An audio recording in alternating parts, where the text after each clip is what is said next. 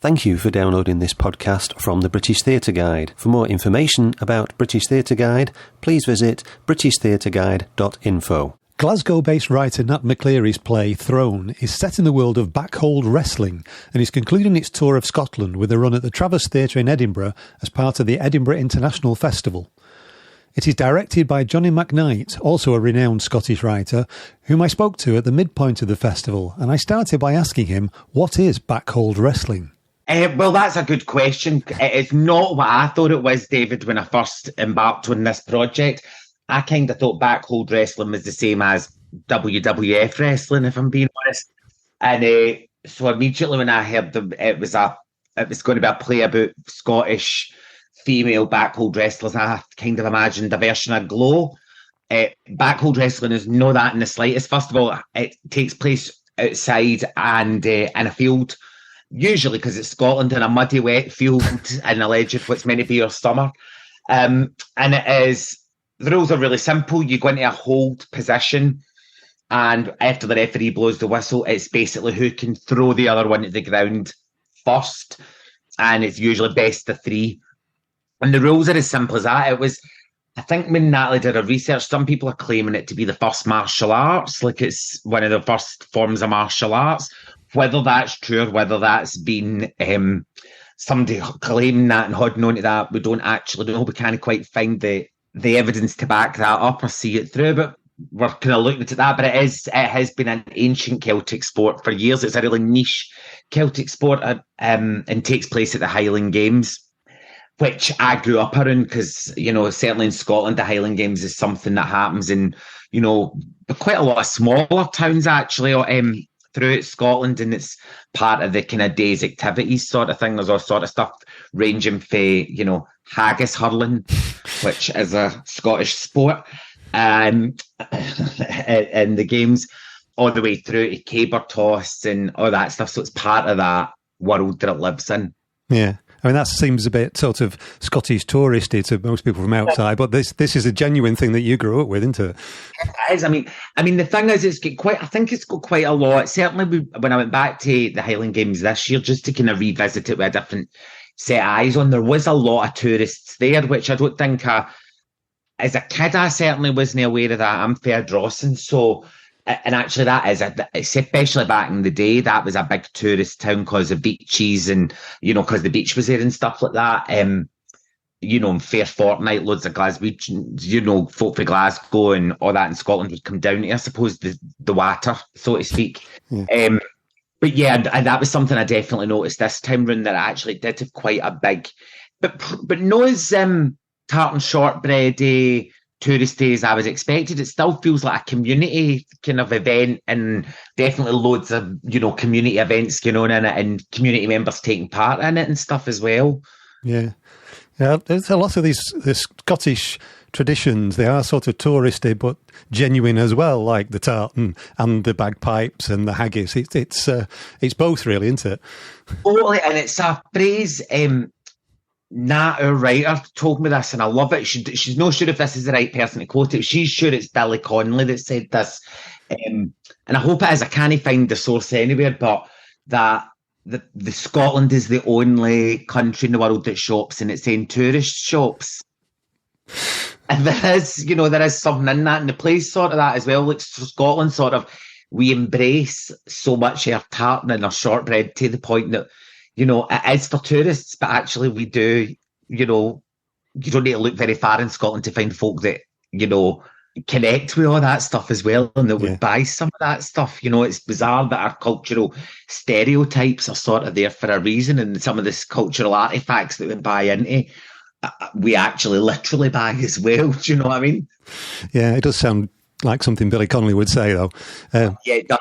And I could not find that quote. I've been looking for it to try and see if it is, but it does feel like a Billy Connolly. But of course, this is used to tell a story. It's a play. I mean, the only sport does come into plays occasionally, but the wrestling, the only one I can think of is Trafford Tansy that was at the Contact in Manchester back in the 1980s, which was in a wrestling ring, wasn't it? But how is this used to tell a story? I think it's kind of the Trojan horse to tell a story. It's sort of to tell, it's part of the metaphor, I suppose, which is a bigger metaphor, I think. The bigger human condition is how long can you hold on for dear life before life chucks you in the ground and splats you in the face? That's how I've always viewed it anyway. And I think that's sort of the prism Nat was looking at it through. And also just things like a sport. How do you work as a team? And what if you've got massive cultural differences? How do you still get onto a field together as a team and feel like a team? Which is, you know, the smaller scale version of what the play is really looking at is what is Scotland and how do we get on as a people? And looking at it through the notion of a team, which I think is why there's probably through the years, there's not been many, as you say, about wrestling per se, but there's loads of plays or teleprograms or, you know, I suppose Ted Lasso is about football, but it's not really about football. Do you know what I mean? It's about what's the male experience in a toxic male world. Where can you find joy and love? Like, you know what I mean? There's loads of things are looking at sport as a kind of lens to look at a bigger part of what the world is or society is. And definitely for this is about what is Scotland, what is Scottishness. And I think that's why specifically the Highland Games and that idea of, you know, the hook to chook to Scotsman, but actually in the current world we're in, is there such a thing as that anymore? You know, we're so much more culturally diverse and diverse in every manner of the word, that what is Scottish now any longer? What does that look like? What does it feel like? And how do you get to claim yourself as Scottish? Are you too Scottish? Are you Scottish enough? Yeah. But this isn't about male bonding at all, is it? Because you've got a female cast. Aye. So who are the characters in this? It's just 5 characters that have showed up. 5 characters. Pamela, who is the coach and has done backhold wrestling for quite a substantial amount of time. The other 4 characters are brand new to the backhold wrestling world and are discovering it as they do it. And we've got 2 best friends, which is Joe and Chantel. They've been best pals for years.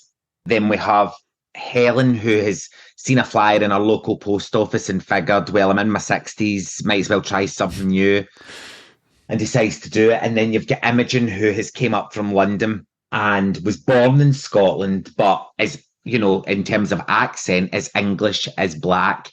And is she then Scottish? You know, Chantel has a huge problem with her choosing to identify as Scottish. And, you know, Chantel and Joe, these 2 best pals for years. Joe is mixed race, and so she's meeting a black person for what is essentially one of the first time, is realising an entirely new thing about herself as well, that she's never had the idea to question or think about what her blackness is, because she's grew up in an all-white environment her whole life. So it's sort of looking at race and looking at age and looking at the female experience and looking at all those things sort of literally thrown in. There's the first pun of the day, David. There'll be about 40 times I say the word thrown.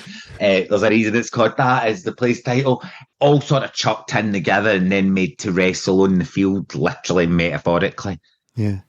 So apart from it being the actual fighting being a metaphor, it's also a great excuse to throw together loads of different people into a situation that they can't escape from one another, isn't it? Totally. And how do people like that go on when they're so varying different lifestyles? And it gives you a reason for them all to exist, because especially now we kind of, in our world, I think we all walk in wee echo chambers sort of thing, you know what I mean? Like, you've got your pals for work, your pals for the theatre, like, you know what I mean? Like, there's many wee echo chambers. With something like this, Disney have that same thing. It can be people for completely different other experiences, and that have came together for a, you know, it's like those hobby groups. It's a completely different people you end up mixing with whenever you go to do something that's sort of the norm, and so it's a great excuse for, and also a reason of, can you all work together to be the same, to work as a team? Can you work together to achieve a final goal, or is that just too painful? Yeah. I would imagine rehearsals for this have been quite specialised in some ways, and sometimes I've noticed with plays like this, where there is a special challenge, which would be learning all the fighting, that they become bonded in the same way that the characters in the play do. Have you found that? Yeah, I think because it's been a big physical ask of the actors, and then like, everything, any piece of theatre, it's always made in a really quick, turnaround, and we've got 3.5 weeks with hit tech sort of thing. So there's the panic of that, but then you also have the panic of getting to the right level of fitness, try to work out everybody's physical strength, also literally the physical closeness they have to be with each other and all that, and then throwing each other to the ground, the trust that they all need to have in each other. And I think you're right. There's any of those shows, I think, where there needs a lot of physical trust. It sort of really bonds a cast as well. So the thing that I love about directing theatre, and it's also the thing I love as an audience watching, is I always feel you can tell if a cast like each other or they like the world they're living in. And for me, I know if I've loved a bit of theatres usually because I go, I wish I was in there with them. Like something's going on there, and I know it's fun. I know they're having a nice time, and I think those shows that have a huge kind of physical task and ask of the actors can always help create that, and it certainly has in this. And so I assume you've had specialist trainers in to work with them on the fighting, have you? Yeah, we did. I mean, we've had a brilliant movement director that's worked the whole way through it, Lucy Glassbrook. But on day one, we brought in a backhold wrestler right for the very start. And she's done backhold wrestling since she was 5. She's now 26. I think she just won Scottish champion, actually, the week after she came in to teach us, Heather. And I mean, I was like, no way am I getting up. I've got bad legs. I've got dodgy knees. I was not as agile, fit, or able as any of the actors, but they were straight on it and straight throwing each other on the mat and had like a huge amount of bravery and just gusto, and actually went to the Highland Games. They considered competing, but then didn't at the last. I think a couple of them competed in the haggis hurling when we went, but yeah, so we did work, and then we had Heather come in through at rehearsals just to watch the piece, and any notes or anything that she felt didn't feel realistic or felt wrong in that world was just to help advise us through it. So, and that was also great, I think, for loads of us, for the actors, for myself, from that. It's just finding up another world and opening up a new world where you go, this is how somebody spends their Saturday. You know what I mean? Like, this is somebody's Saturday where, what's that like when you psych yourself up for a fight? And also because the world of backhold wrestling, it's so small and so niche, you're constantly fighting your friends because the categories are so limited and the numbers are so limited that it's your best pal on the bus, and then you might go off the bus and you're in the same category to fight that day, depending on how the weigh-ins went and stuff. So all those stuff I thought was dead interesting, and just made for a really interesting, loads of discussions, loads of places to go dramatically as well. I noticed the trailer on the website was actually filmed out of doors in the mud, so that must have been fun to film, was it? Aye, that was. There's been loads of that, and there's been a couple of photo shoots outdoors and stuff like that. So it's, well, I don't know if I would say the word fun to look at it, but I'm not running about in a kilt and freezing cold mud and rain. But I mean, that's the thing about it that's sort of brilliant, I think, about a sport like that, is you just have to succumb to the elements and what it is. And in a bit, I suppose in a way, that's a bit like live theatre, isn't it? You don't know what the elements are going to be. You don't know what an audience is going to be like. You don't know what the reactions are going to be like that day. You don't know if it's going to pour down for the heavens or if the sun, and if you're blessed by the sun. And also it just gives the feeling of the show. The feeling of the show is also about, the thing that the play talks about, and that we've certainly talked about, is, every land tells a story of years of fighting and wars and where you stand on that land and what that actually means, and showing up to that land, preparing for the next battle or the next thing. So it felt right that the trailer had to go outside, you know what I mean? That it was an outdoor, was an outdoor event for filming it, sort of thing. And even for the poster, it felt like the landscape of Scotland was dead important. Yeah, and the mud and the grit and getting down to earth. And the dark, ominous clouds hovering above that tell you any minute now you're going to get drenched. All that felt like.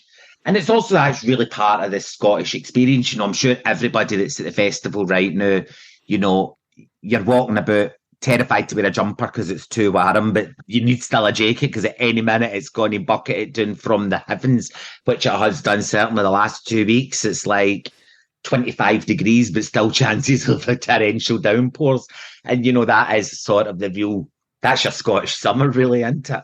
Yeah, it's not much better here in Manchester, I can tell you. But, that makes me feel better, I'm not going to lie. But this isn't just for Edinburgh, is it? This has been to other venues as well. So how's it translated outside the festival? Brilliantly, actually. What we did with this show is it toured all the Highlands and like the places the Highland Games would go to. So we sort of kind of piggybacked onto the back of what the Highland Games are, so that some of that audience will be there around about the same time as the Highland Games, whether it's the week before or the week after. So we did about a month touring like Skye, Oban, Perthshire, that kind of part of Scotland. And that's also what I really love about theatre. And those particular Dunoon, places like that, and those touring venues, the places we went weren't theatre spaces per se. They were maybe like village halls or the local community centre. And so you're going in and you're giving them a show in a place that necessarily might not get a show. One of them was a kind of gym, the kind of local gym sort of thing. And I mean, that's part of the remit of National Theatre Scotland. They call it Theatre Without Walls, and that the productions you make should be robust enough and portable enough that they can tour to any space, and we can bring the infrastructure to make that theatre show happen in places, unusual places and spaces. And to me, I think that's, I came from a really small town and it was a touring venue, theatre piece, in fact, I don't even know if it was, I don't know if you call it theatre, but it was like cartoon roadshow was the first thing I'd ever seen as a live person. Do you know what I mean? That they came in and they were showing cartoons and doing all the kind of stand-up old jokes and all that as a kid. And that came to a space that wasn't a theatre space per se, but it was my first experience of live performance almost. And I think that's really important to keep, that theatre isn't just these buildings that we are expected to go to, that actually it can still come to a community and go to a public and find them, rather than us always assuming that big building that charges £15 a glass of wine is where you go to get culture. And I think that's dead important. I think, it's a nice way to finish. It's finishing at the festival. Of course it is, but it was also just as equally long a contract touring around to those Highlands and Islands and those visits that take a day's travel to get there and a day's travel to go home, sort of thing. But I think that's a really important thing about theatre, is that it engages with the whole of the community and the whole of your country, rather than expecting you to find it in the central arts hub. I think it's really important that there's the two offers were always on, and it went down. It's been down brilliantly when we took it on tour, and I think it's quite an unconventional piece in its form and in its structure. I mean, there's something like 64 scenes in it in an hour and 10 minutes. Moves really quickly, really, it's dealing with, a plethora of issues that might not have presented themselves in some, and like less, it's not a play written for a alleged cosmopolitan centre. Do you know what I mean? That it was always made. And also, is because then you tour it, the actors are finding it in front of all those audiences as well. Do you know what I mean? You're finding new nuance and detail and jokes. But I know it's been brilliant. It's been brilliant taking it all to all those different places. And I think that's sort of what I grew up in. And when I started working in theatre, that's what I kind of always did, was Highlands and Islands and small to medium scale touring. And I think that's a dead important job of theatre that, it's getting harder and harder today, that now, everybody's cash strapped and under pressure. But I think that's still the primary importance of theatre, is how do you talk to new people and new communities and new audiences? Do you know what I mean? And part of that, I think, is sometimes you need to go and find them. Yeah, and National Theatre Scotland seems to be particularly good at that. But finishing in Edinburgh must be a completely different experience. Have the audiences been different, do you think? Do you know what? Not as different as I expected. If I'm being honest, I thought it would feel like a completely different experience, if you know what I mean. And I don't know if I think, but in a way that's been kind of reassuring, because you just go, people are people.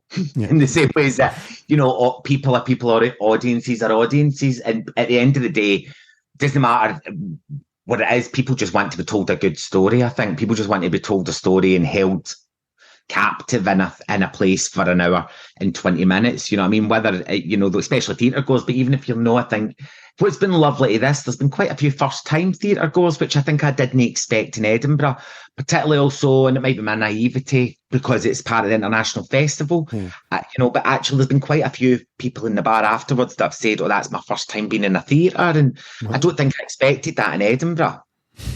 And that's maybe my naivety. I expected that much more like on tour for some reason, but it's been really nice that there's maybe been something in the topic or the image and whatever it is that drove those people in through the doors for the first time. Yeah, I didn't expect that, if I'm being honest, from the festival. I think I sort of had an expectation, and certainly when I've done the festival in the past, it feels like it's got its own core audience built in, die-hard festival goers. That's their kind of, big festival of the year, whatever that is. So it's been really lovely to see that it's engaged new folk as well for this time round for the festival. Yeah. How does Edinburgh feel this year? Does it feel like it's getting back to normal after the last few years? It's hard, isn't it? Because you kind of go, to me, it feels, I mean, we've been incredibly lucky because for some reason this show's captured pre-sales really well, and it's Traverse 2, which is a great venue. It's part of EIF as well, so we've been really lucky in terms of ticket sales and audience attendance and all those things. I think it's starting to get back, but it still feels quieter to me, I would say. But I'd be interested to see what other people think. I've been up mainly midweek because I think I've got that still in my bones. Don't go on Friday and Saturday to the festival. Like, the older I get, you know what I mean? The first 10 years you go, right, at Friday and Saturdays when you go to the festival, and then the older you get, you're like, no, I want to get a seat somewhere for my lunch and all that. But it certainly feels like it's moving back to normal. Whether we're back at pre-COVID, I'm not quite sure if we're there yet. I don't think anyway, in terms of, it doesn't feel quite as busy through the week. But in saying that, we've still got 2 weeks to go. That could also be timing and when folk are planning and attending and stuff. So it could be that. It's certainly still got the buzz. It's certainly still all got the things that I love about the Edinburgh Festival. There's still the buzz. There's still amazing shows on. There's still amazing work. And there's still a massive amount of audience. I mean, please don't let me think, I'm not telling you it's like 24 days later or whatever, like, or whatever that zombie one, or The Walking Dead. It's far for that. It's still really busy and really vibrant. But I think it's like everything. It'll take a few years probably for it to get back to the level. But it could be that I go up tomorrow and I'm like, oh, I completely take that back. It's now absolutely heaving and I can't get a seat or a drink anywhere. Yeah. And you're directing this, but you're also an award-winning writer yourself, and quite a prolific writer from what I've seen. And I noticed, I was looking at your panto work, and I know our panto editor would want me to ask you about somebody who's said to be in the vanguard of postmodern panto, and according to the Glasgow Times, Glasgow's panto legend.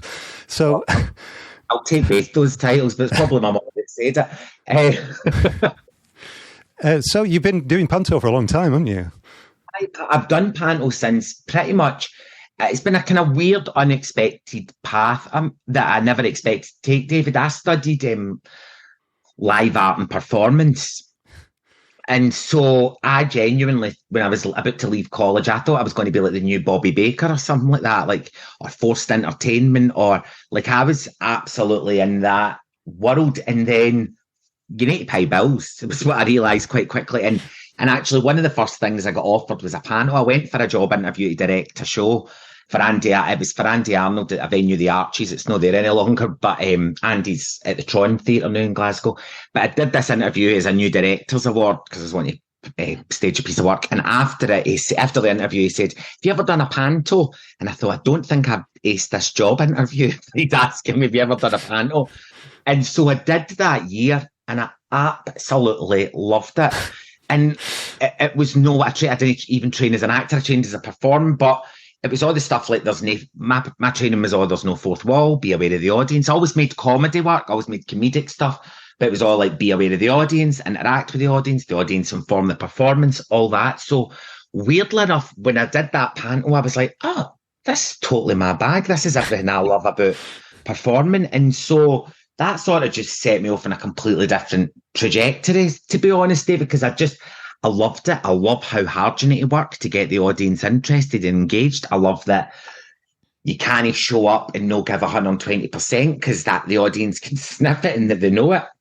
I love that it's some people's first experience of being in a theatre. So it's just been something that since that first year, I've never not done every facet. Started just performing, then I was, I've told this story, so even if it is embarrassing on me, I got really drunk in a press night and told somebody I should write their panto. I thought I could do it. I'd never written anything. I think at that point, I wrote one play.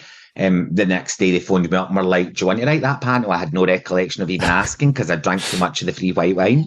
And so I did. And then after writing, I then started directing it as well. So it just sort of grew, and it's just something I love. It's new. So that's been nearly 20 years, I think I've done panto for, and it's just totally part of it's just totally part of my job. No, I couldn't imagine no doing it. And also just because I love that it's a theatre's time where, you'll get the audience want to come out and they want to have a good night out. You get to give them their Christmas experience.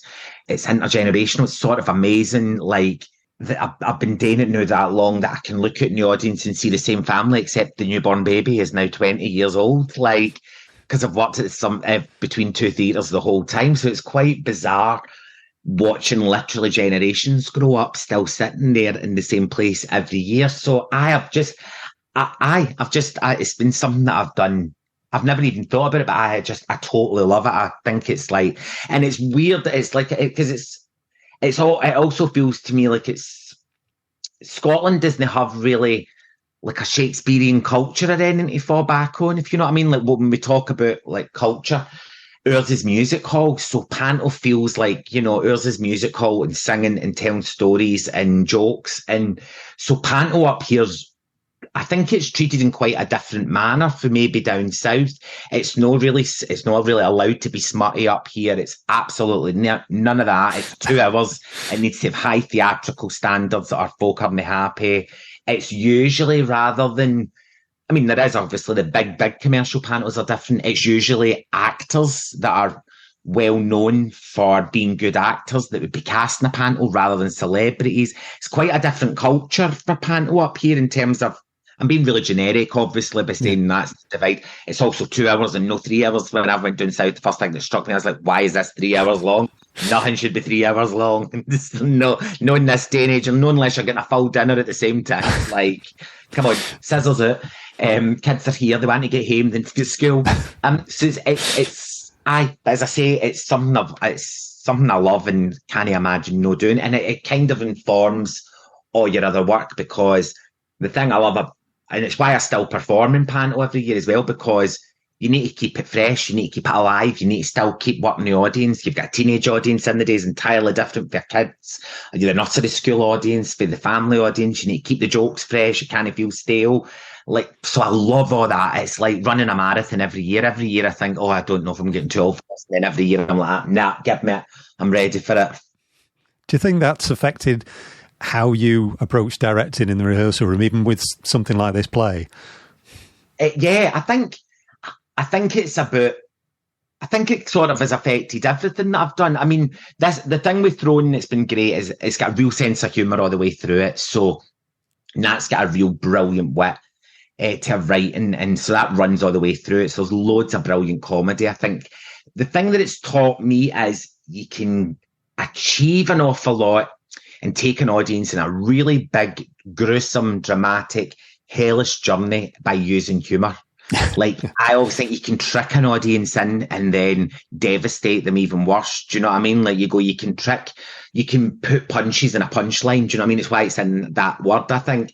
And so in my writing, I think it's really informed my writing that I've always kept looking at things through a prism of humour, because I think you can take an audience to an even darker place if you've taken them on that journey and they bought into the humour, and you can take them to places that they would reject quicker watching and go, don't like this, I'm not going to feel this, I'm not going to go on this empathetic journey with them. So I think that's informed it. I think it's also just about the idea of aliveness in play. I think should be in it doesn't matter what play you're ever doing. I always feel it's really about for actors on stage, they should always feel that they're playing with each other. If you know what I mean, it should never lose that sense of, even no matter what the type of play it is. I think that panto teaches you need to keep it live and don't trick it and don't get tricksy. Keep it live and keep a third. You know, I'm always like, keep it. You should know that you've got the audience. Don't ever take for granted that you've got them. You need to feel them. You need to take them in and work a play even in that same way, to go, I need to just come at it a slightly different angle because they're not all quite here yet. So I just need to keep my wits about me. So I think it has informed everything. Also, it gets you used to speed it up. You know, it's terrible whenever I go to see a Shakespeare, I'm like, come on now, this wasn't how it was delivered back in the day. Folk would have threw tomatoes at you. Speed it up. Like, let's not get indulgent here. Tell a story. Nobody in real life talks that slow because you get talked over the top of. Yeah. You know what I mean? It's things like that where you go, no, come on, pace, energy, drive it. Don't. Again, it's that, I think, and it's probably came from panto. It might have been coming from a performance background. It's acting for me is the gift of giving rather than the act of receiving. That happens as a byproduct and the round of applause at the end and stuff. But as an actor, your gift is that you give it to the audience rather than, I'm sure we've all had those productions where you feel you've been asked to just give to them. And it doesn't make for a fulfilling moment. I'm like, the gift of an actor is they give to the audience, and it's a gift to the audience that they're given, that the audience are receiving rather than being ignored or being told, feed me. So what else have you got coming up next after the festival? Next up, well, festival, actually, I've got this, I've had thrown, but I've actually got another show that I've co-written at the same time. So, I mean, it's like buses. I've not done a festival show for 12 years, and then I've got two at the same time in the Traverse. So I've got, between Throne and our show No Love Songs, which is on at the Trav as well, it's a musical that I've co-written.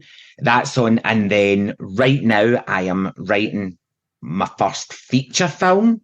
Ooh. So that feels like a massive mountain that I'm climbing up right now. That's caffeine fueled and hopefully will turn out all right. So that's what I'm doing right now.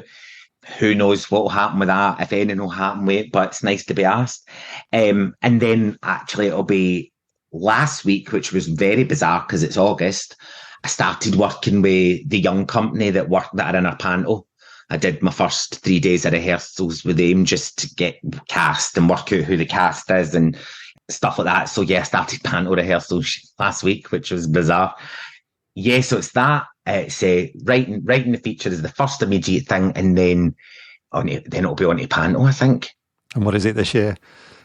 This year I've got two. So this year I'm directing, performing and writing Aladdin for McRobert Arts Centre in Stirling, and the Tron are staging Peter Panto, which I've written as well. So I need to get that a bit more topical as well. You know what I mean? You always do that thing in panto where you wait till closer at the time to get the topical gags, because the ones you've wrote in January or March when you were writing it feel like 1,000 years ago, and you're like, I don't even remember that now. The queue jumping, will MD remember queue jump? That was Johnny McKnight, the director of Throne by Nat McCleary, which continues its run as part of the Edinburgh International Festival at the Traverse Theatre until Sunday the 27th of August 2023. Performances are at different times each day, so check the various websites for the schedule and ticket availability: www.eif.co.uk,